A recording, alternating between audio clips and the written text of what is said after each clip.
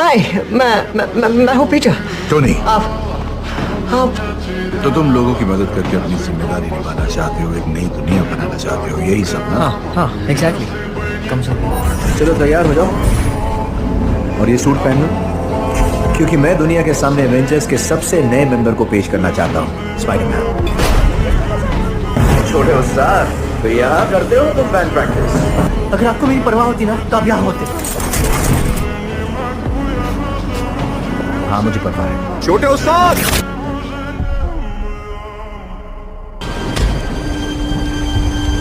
झपेट आई, आपने कर दिखाया, आप जीत गए।